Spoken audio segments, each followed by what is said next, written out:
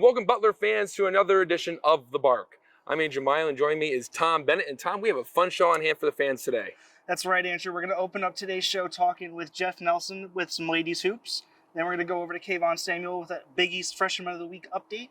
Going over to JP to talk some men's hoops, and finish out with James Andrews with some bracketology. Sounds like a great episode on hand today for the fans. But before we can go into the show, let's see what's coming up in Butler athletics. On Friday, both men and women track teams will travel to South Bend to participate in the Mayo Invitational. Women's tennis will be at home this Saturday to take on the University of Milwaukee. Then men's tennis takes on Illinois State at home, while the men's golf team will travel to sunny West Palm Beach, Florida to battle the rest of the Big East. All I have to say is I'm very jealous of the men's golf team with the weather going on here at Butler. But let's send it over to Tom, who's with Jeff, talking about women's basketball. Thank you, Andrew. I'm now here with Jeff Nelson to talk about some of the Lady Bulldogs going on. So, Jeff, take me back to Georgetown. What happened on offense that was good? What were some things they could look to improve on? Yeah, so Selena Taborn, she's been a bright spot all season, coming in this year, first year as a transfer student. And she had 21 points, and she had 8 rebounds, shot 9 for 13 from the field, which was a great thing to see. And she's been doing it all year, rebounding, scoring points for the Bulldogs. I believe she's averaging about 13 and a half and about 5.5 rebounds. But also Amelia Sexton, she shot 4 for 6 from 3. So that was another key thing for the Bulldogs on Friday against Georgetown. Great, and some things that they can take going forward.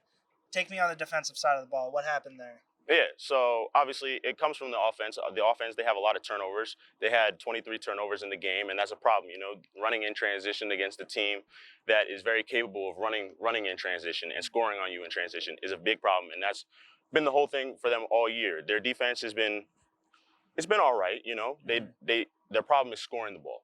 And so when you don't score, it makes defense even harder. And rebounding has been a big thing for the Bulldogs as well. Right, and now taking those notes that they got from Georgetown, how can they transition that to this Friday versus UConn? Yeah, so of course everybody knows whenever you play UConn, it's a tough matchup. But with UConn getting AZ Fudd back and Olivia Nelson-Ododa, rebounding again will be key for the Bulldogs if they're going to stay in this game against UConn, and also limiting their turnovers, because if you turn the ball over, you cannot win a basketball game, especially if you turn it over 23 times in a game. Yeah, you're 100% right there with that one, Jeff. I'm going to now pass it over to Kavon to give us an update on the Big East Freshman of the Week. Great news for the Butler Bulldogs and freshman guard Simas Lukosius this week, where he got his second Big East Freshman Player of the Week honor, averaging 13 points, 4 rebounds, and shooting 45% from the three-point arc. He's been a very solid addition for the Butler Bulldogs coming off the bench. Look for him to keep scoring against Xavier this week, top 25 ranked matchup, and he'll definitely be needed coming off the bench for the Butler Bulldogs. All right, well, thanks, Kavon, for the report. And I'm here with Jacob Lindsey, or better known as JP. And JP, you were at the game last night in Xavier, and the Dogs lost by just 2 points. In your opinion, what was really the difference maker between the two teams? Yeah, I think the biggest difference between the two teams last night was points in the paint and points in the paint early. I think that's what, starting the second half, they kind of took over a little bit, took that lead away, or took that lead to start the second half. Right. Kind of throwing it down low and banging in the paint. And we were able to get back into it in the end, kind of doing the same thing, attacking the basket and getting to the rim, but just wasn't enough.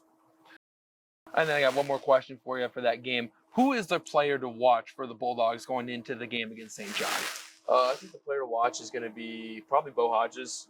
He's been Butler's bright spot probably the last couple of weeks, and just getting him back in full healthy, and it's been exciting to see him play.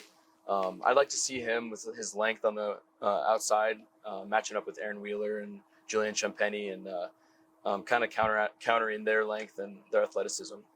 All right, well, thanks, JP. And don't forget that this Saturday, the Butler Bulldogs face off against St. John's, and tip-off is at noon.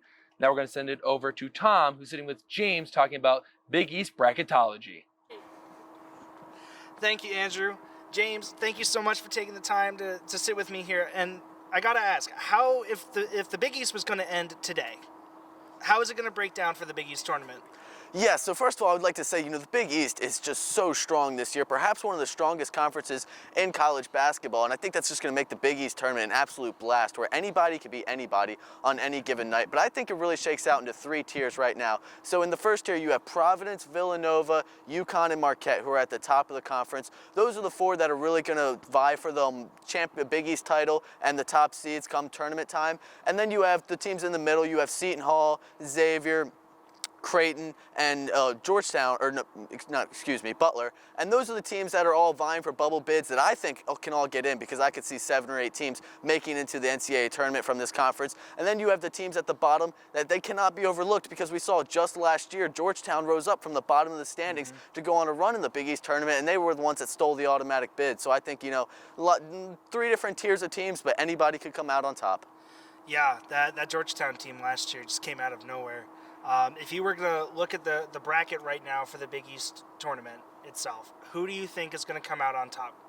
Yeah, so I have a team that nobody is really talking about right now, but they're playing as good as anybody else in college basketball, and that's the Marquette Golden Eagles. The Golden Eagles just beat Villanova for the 2nd time this year. It is the first time anybody has swept Villanova since Butler did it in 2016, and what makes their team so unique is that they have 2 graduate seniors in their starting lineup and then 3 redshirt freshmen. So they are a beautiful mix of youth and veteran experience there. They can beat you in a defensive grind type of matchup, or they can get out and run like they did last night against Villanova and put up 80 or 90 points on you. So I think they're going to be a real sneaky team that people are going to have to start taking seriously. Yeah, those Golden Eagles could be devastating.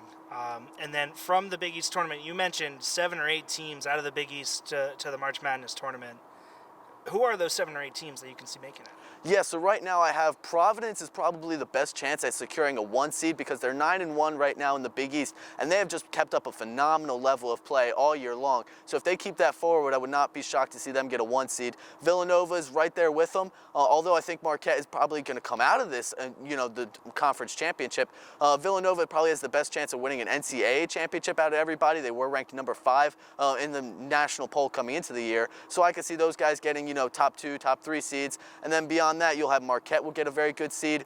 UConn, they got a 7 seed last year. I can see them climbing all the way up to as high as the 4 line this year. They have been getting great play out of their bigs, contrary to years past where they've been more guard-oriented. And then I could also see Seton Hall, Xavier, all those teams I mentioned in the middle too, Creighton and St. John's and even Butler, all getting into the tournament, as low as, the 11 or 12 line, as low as it goes there. But then all those teams could get just as high as, the 6 or even the 7 seed if they continue to play well. They've had a kind of a rough go of it the past few weeks, those teams in the middle, but that's because the Big East is so good. You're going up against ranked teams every night. How are you expected to win every matchup? So sure, they've been sliding a little bit in the bracketology, but would not be surprised to see all of those teams right back on top by the season's end. Yeah, well, thank you so much again, James, for sitting down and taking this time to talk with me. All right, thank you. And that's going to do it for our show. If you care to get any more Butler Bulldog Weekly Fill, go check out Butler360sports.com for previous episodes of The Bark and weekly articles that come out. For Tom Bennett, Kavon Samuels, Jacob Lindsey, and Jeff Nelson, I'm Andrew Mild, and we'll see you next time on The Bark.